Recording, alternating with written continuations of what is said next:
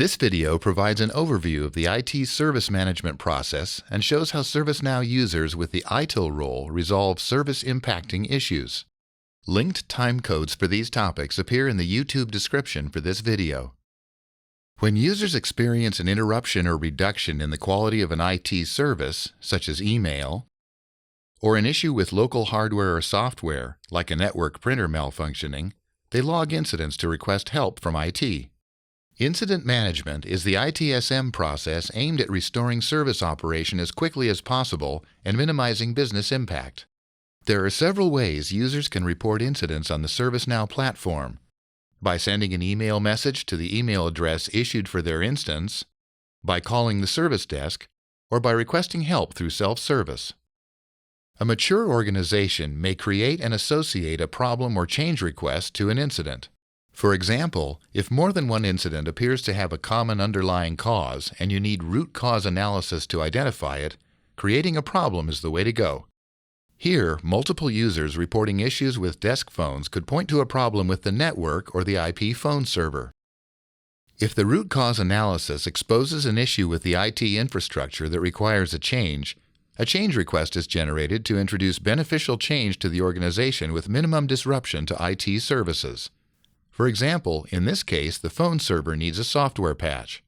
When the change is completed and the change request closed, the problem is closed, and all related incidents are resolved. Here we're logged in as a user with the ITIL role, which is required to perform the actions shown in this video. Users with this role are often referred to as actioners or fulfillers because they handle incidents and related tasks, such as problems and change requests, shepherding them through the IT service management process. Not all incidents are escalated to problems, and not all problems require change requests for resolution. The default ITIL homepage contains reports commonly used by actioners. You can personalize this homepage to meet your own needs.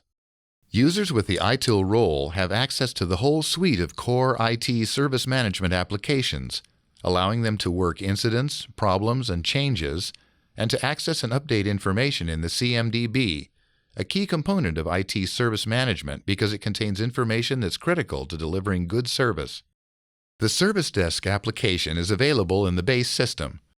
A Service Desk employee would likely spend a lot of time here, handling incidents and investigating problems. In a typical day, our ITIL user would perform the following tasks related to incidents: identification and classification, initial support, investigation and diagnosis, resolution and recovery of the service or workaround, and incident closure, ownership, monitoring, tracking, and communication. She might also create and update problem records and change requests to implement beneficial changes in a controlled fashion, order items from the service catalog on behalf of someone requesting a service, or work on requests that need to be fulfilled through the service catalog. My Work lists all tasks assigned to the logged-in user. It's an aggregated list of all task types, so it may contain incidents, problems, changes, and service catalog tasks. Right now, we're focused on incidents. This one was automatically assigned to our group and specifically to this user based on an assignment rule that checked for the word phone in the short description. Identification and classification involves filling in these fields and checking the ones that are already filled in. We can't set the priority field. Its value comes from a lookup table and is based on impact and urgency.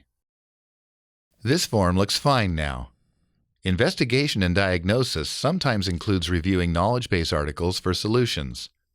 This one looks like it may help. We'll attach it to the incident and propose it as a solution. OK. The article has been added to the Additional Comments field. Initially, it appears in HTML, and when we save it, the formatted article is displayed. Let's write a note to the user saying that the attached KB article should resolve the issue.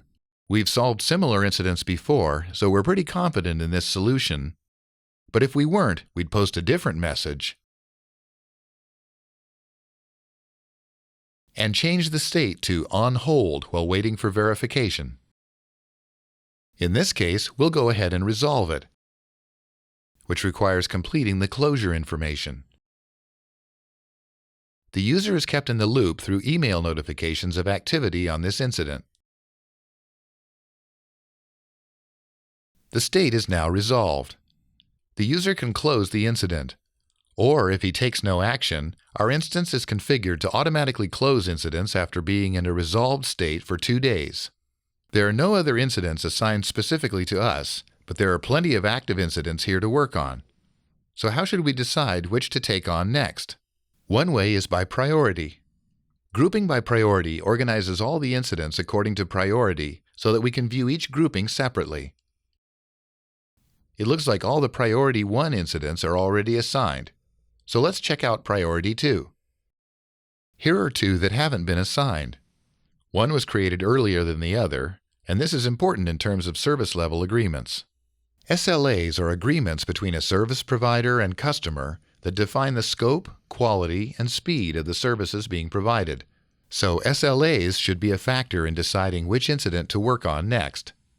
According to this SLA definition, we're supposed to resolve Priority 2 incidents within 24 hours. And the elapsed time since this incident was created is 1 hour and 44 minutes. We'd better take on this one first to prevent the SLA from being breached. Initial triage sometimes involves a bit of poking around to get clarity. For example, we just sent a test message from our own email account and it failed to go through. Also, we looked at that other unassigned incident. It's an email issue too, and may be related. This appears to be an outage of a critical business service impacting multiple users. It requires immediate attention, so we'll change the impact to high, which raises the priority to 1, critical. We can find out which group is responsible for the email business service by pointing to the reference icon. Then we assign it to that group and create a problem to investigate the root cause.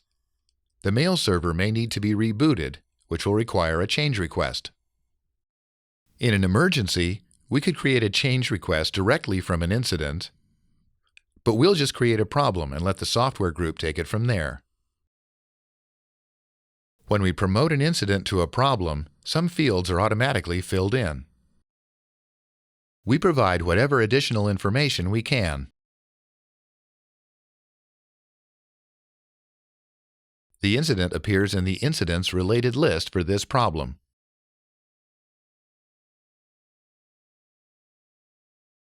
And likewise, the problem appears on the Related Records tab for the incident.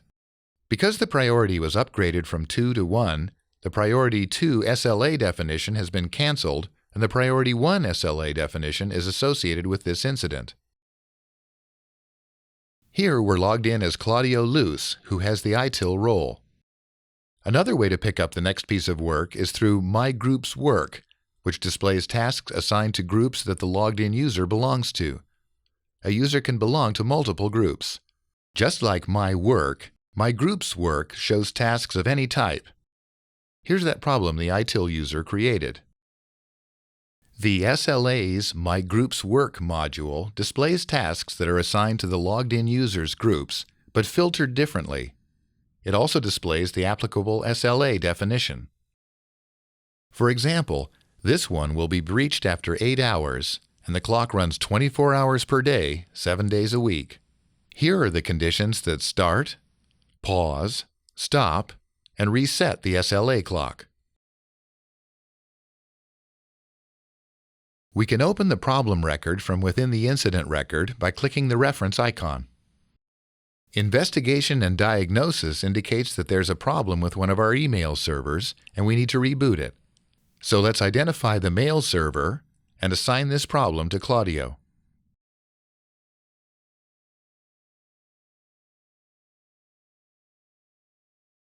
Also, let's find that other email incident and add it to the Related Incidents list.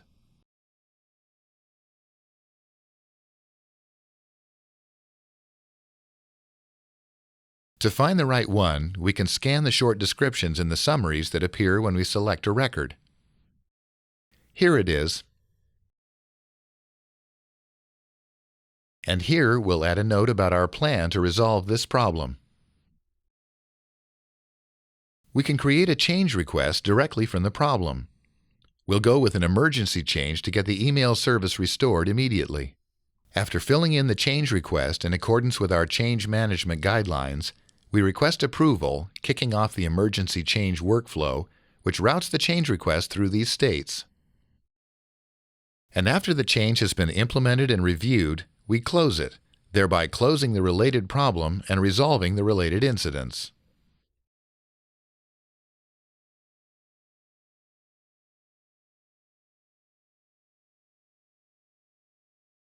Overview dashboards display reporting and analytics gauges to give users with the ITIL role a quick summary of incidents, problems, and changes. You can add content and change the layout of your own dashboard without affecting other users. We could use this dashboard to select the next incident to work on. And if list editing is enabled, we can assign it to ourselves right here.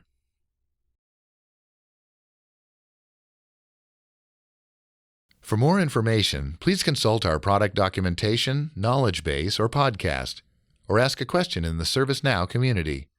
For cost-effective training solutions, contact ServiceNow Education Services.